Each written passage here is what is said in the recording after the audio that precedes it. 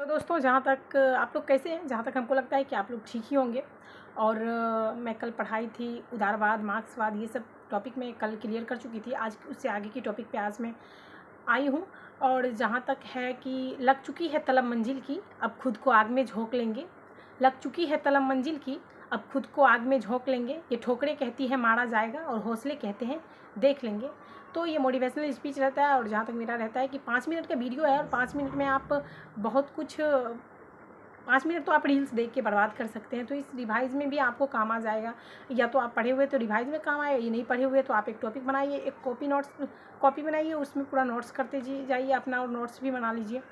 तो लड़कियों के लिए मेरा एक सुझाव है कि लड़कियों, हमको श्रृंगार से ज़्यादा संघर्ष में अच्छी लगती है, और जो संघर्ष करके श्रृंगार करती है वो तो और बेहतरीन लगती है।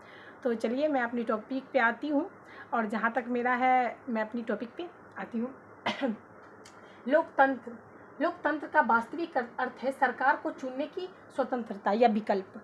लोकतंत्र, लोकतंत्र का अर्थ क्या है? सरकार की चुनने की स्वतंत्रता या विकल्प लोकतंत्र कहलाता है। लोग रिपब्लिक, रिपब्लिक या गणराज्य, जहाँ देश का प्रमुख निर्वाचित हो, गणराज्य कहलाता है। रिपब्लिक या गणराज्य, गणराज्य उसे कहते हैं जिस देश का प्रमुख निर्वाचित हो, उसे रिपब्लिक या गणराज्य कहते हैं। ब्रिटेन में सरकार का प्रमुख प्रधानमंत्री निर्वाचित होता है। ब्रिटेन में सरकार का प्रमुख प्रधानमंत्री निर्वाचित होता है। ब्रिटेन एक लोकतंत्र है। ब्रिटेन एक लोकतंत्र है, जबकि राष्ट्र का प्रमुख राजा या रानी वंशानुगत के आधार पर प्रमुख है। जबकि राष्ट्र का प्रमुख राजा या रानी वंशानुगत के आधार पर होते हैं, जो कि अतः ब्रिटेन एक गणतंत्र देश नहीं है। ब्रिटेन एक लोकतंत्र देश है, पर ब्रिटेन एक गणतंत्र देश नहीं है। भारत गणतंत्र और लोकतंत्र दोनों है। भारत गणतंत्र और लोकतंत्र दोनों है। भारत के संविधान में रूस की क्रांति 1907 से सामाजिक, आर्थिक और राजनीतिक सिद्धांत ली गई है।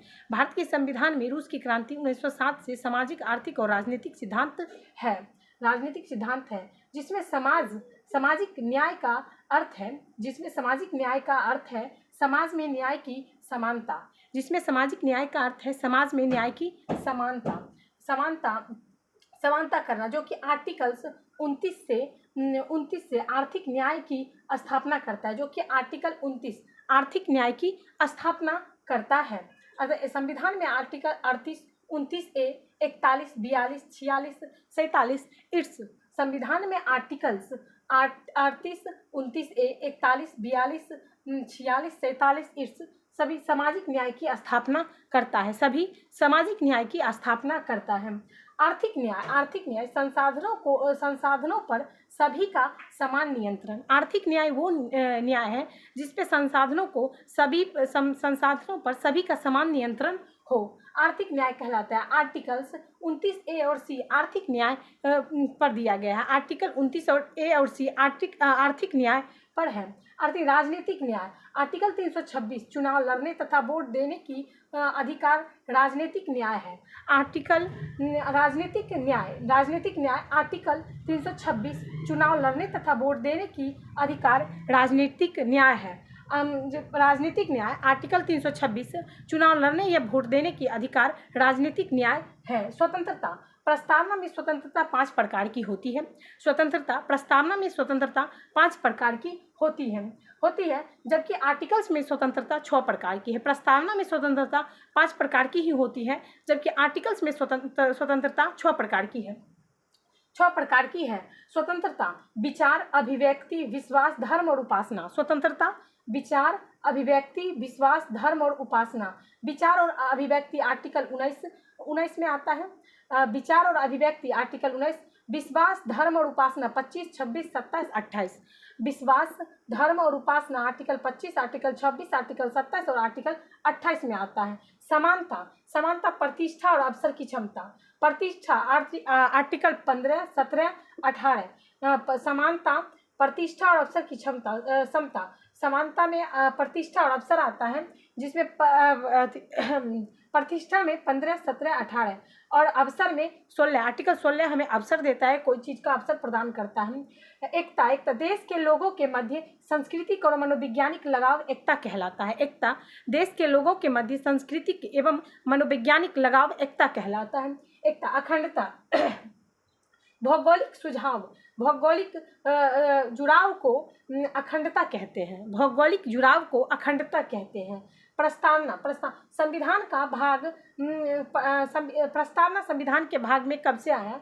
सुप्रीम कोर्ट ने 1960 में बेरुवादी बनाम भारत संघ के मामले में प्रस्तावना को संविधान का भाग मानने से इनकार कर दिया।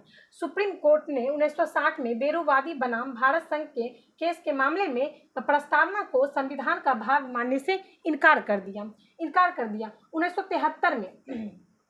1973 में केशवानंद बनाम भारत सरकार संघ ने 1973 में केशवानंद बनाम भारत संघ ने इस केस में सुप्रीम कोर्ट ने प्रस्तावना को संविधान का भाग माना। 1973 में केशवानंद बनाम भारत संघ में इस केस में सुप्रीम कोर्ट ने प्रस्तावना को संविधान का भाग माना। अतः 368 के तहत प्रस्तावना में संशोधन किया जा सकता है। अतः 368 के तहत प्रस्तावना में संशोधन किया जा सकता है, लेकिन मूलभूत ढांचा में परिवर्तन नहीं किया जा सकता है। मूलभूत ढांचा में परिवर्तन नहीं किया जा सकता है। 1995 में LIC ऑफ इंडिया बाद में सर्वोच्च न्यायालय ने प्रस्तावना को अंतरिम भाग कहा। 1995 में LIC ऑफ इंडिया बाद में सर्वोच्च न्यायालय ने प्रस्तावना को अंतरिम भाग कहा।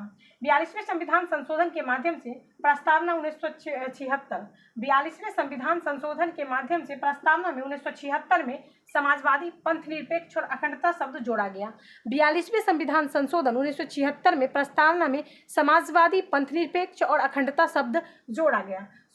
प्रस्तावना का तिथि 24 नवंबर 1949। प्रस्तावना की प्राकृतिक संप्रभुता समाजवादी, पंथ निरपेक्ष, लोकतंत्रात्मक गणराज्य। प्रस्तावना का प्राकृतिक संप्रभुता समाजवादी, पंथ निरपेक्ष, लोकतंत्रात्मक और गणराज्य। उद्देश्य प्रस्तावना का उद्देश्य जो है वो है न्याय, समानता और स्वतंत्रता। प्रस्तावना का उद्देश्य जो है न्याय, समानता और स्वतंत्रता। जहां तक आपको ये वीडियो अच्छा लगता है तो लाइक एंड सब्सक्राइब जरूर करें और अधिक से अधिक ये वीडियो को शेयर करें।